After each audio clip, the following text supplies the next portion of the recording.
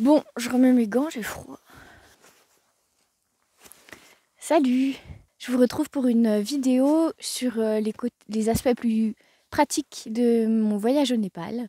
Vous avez été plusieurs à me poser des questions, donc voilà, je vais essayer d'y répondre. Et puis n'hésitez pas à en poser d'autres en commentaire et je vous répondrai au fur et à mesure que je les lis.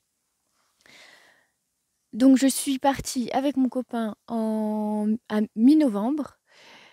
Et on est resté 3 semaines au Népal. On a marché 16 jours. On y est allé en avion. Je peux pas vous dire les prix de l'aller-retour parce que nous, on est reparti depuis l'Inde en France. Voilà. On s'est décidé un mois ou deux à l'avance. Et puis, on a commencé à faire des recherches sur Internet et dans les bouquins. Il y a un Lonely Planet spécial Népal, mais il n'est pas assez détaillé en ce qui concerne les treks. Sinon, il y a d'autres livres qu'on peut trouver plus ou moins facilement sur les treks au Népal. Et puis après, il y a toute une mine d'informations sur Internet. Et nous, le site qui nous a le plus servi, c'est celui de Pierre Martin. Je vous mets le nom et le lien en description. Et là, c'est un homme qui a beaucoup voyagé et notamment qui a beaucoup marché. Et il a fait plein de treks au Népal et il les détaille à chaque fois. Et c'est des treks qui sortent souvent des sentiers battus. Donc on s'en est pas mal inspiré. Après, on a choisi nos 3 différents treks. Donc celui du Langtang, de l'Elambu et des Gosai Kund. Parce que déjà, ils sont assez proches et ils sont pas trop hauts en altitude. Il n'y a pas de col à plus de 4400 mètres. Et on avait peur qu'à cette saison, mi-novembre, mi-décembre, il commence à neiger et à ce que les cols soient fermés.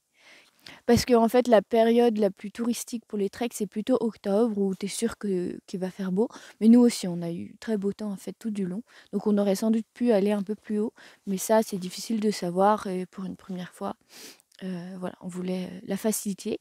On a aussi choisi des treks où on était toujours sûr de tomber sur des lodges, des guest houses.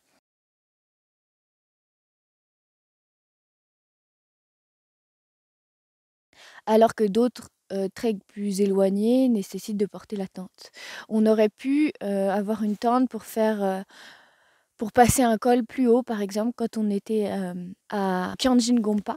Mais là, on aurait dû porter une tente juste pour 2 nuits, quoi. Et on n'avait pas très envie de se charger. Donc pour ces treks-là,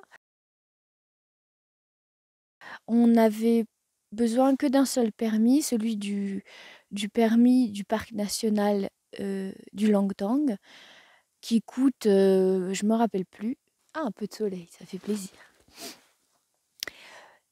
Et il n'y avait pas besoin de guide, il n'y avait pas besoin d'autres permis.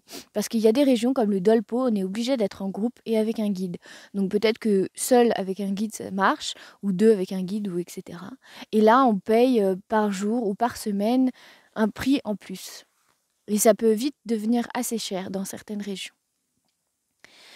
Là, le tracé était très simple tout du long.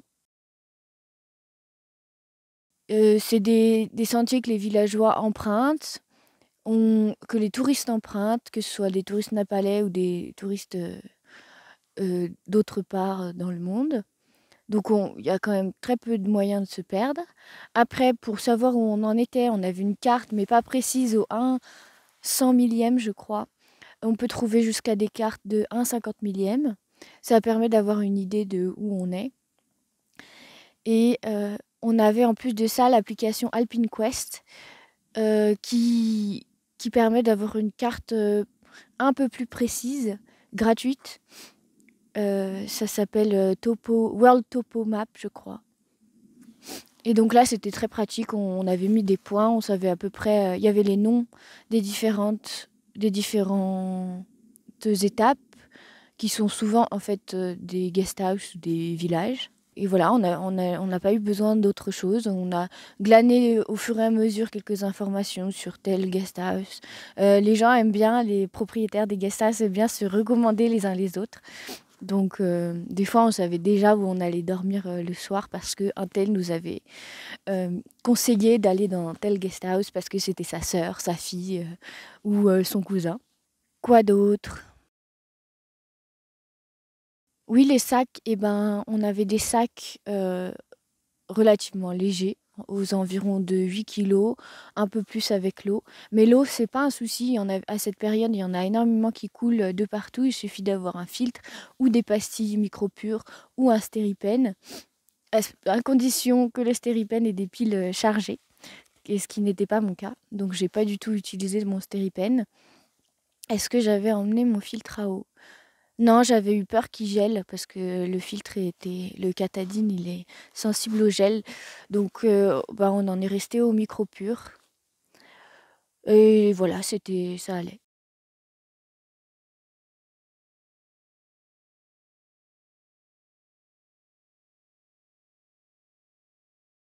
On avait un bon stock de graines, fruits secs. Mais sinon, on mangeait tout le temps dans les guest house où il y a un menu. On peut manger. C'est toujours à peu près le même menu. Les prix augmentent en fonction de l'altitude. Plus c'est haut, plus c'est cher. Et plus on descend, moins c'est cher. Et à Katmandou, c'est le must. C'est là où il faut vraiment manger beaucoup. On peut avoir faim après un repas, par exemple un plat de pâtes, ça dépend des guest houses, qui sont plus ou moins copieux. Si vous voulez pouvoir vous resservir sans payer un nouveau plat, c'est le dalbat, c'est un peu la base. Des fois la tchakpa soupe, c'est très bon ça. C'est une soupe de légumes avec des patates et il y a aussi des pâtes fraîches à la farine. Et ça dépend si la famille en mange aussi en même temps que vous et donc elle vous resserre. Enfin, je dis la famille ou les deux, ou les personnes qui s'occupent de la guest house et de la cuisine. Et sinon, le dalbat, on vous resserre. Donc, si vous en avez pas marre du riz, vous pouvez prendre ça tous les jours et vous êtes sûr d'avoir le ventre plein. Et après, pour le petit déjeuner, il y a des pancakes, du porridge. Le tsampa porridge, c'est un porridge à base de... Il y a du thé dedans. Alors, je trouve que ça n'a pas tellement de goût, mais enfin, c'est rigolo de manger ça, puis c'est assez nourrissant. Pour le mal d'altitude, je vous conseille de vraiment prendre votre temps si vous y allez, que vous y soyez sujet déjà ou que vous ne sachiez pas, enfin, vous n'ayez jamais eu le mal d'altitude. Il paraît que c'est très fluctuant et que ça dépend. On ne peut pas vraiment se préparer pour ça. Moi, je pense que je l'ai eu parce que j'étais déjà fatiguée de mon intoxication alimentaire et on a grimpé assez vite. On a fait 1800 mètres de dénivelé dans la journée à partir de 2006 jusqu'à 3000 et quelques. Et voilà, je pense que c'est ça qui a fatigué mon organisme et m'a rendue plus sujette au mal d'altitude. Mais je sais pas, peut-être que si j'avais pris mon temps, je l'aurais eu aussi. Il y a peu de gens qui s'en plaignent, j'ai l'impression. Peut-être parce que les gens, ils respectent les 400 mètres de dénivelé par jour à partir de telle altitude. Ça dépendra de vous. Voilà. J'essaye de me remémorer les questions qu'on m'a posées. C'était surtout en concernant les guides et tout ça, mais en fait, voilà. Voilà, bon, c'est vraiment une toute petite vidéo. J'espère qu'elle vous aura été utile et surtout, n'hésitez pas à poser vos questions complémentaires en commentaire et j'essaierai d'y répondre si je connais la réponse. Voilà, allez, je vous dis à la prochaine vidéo. Salut!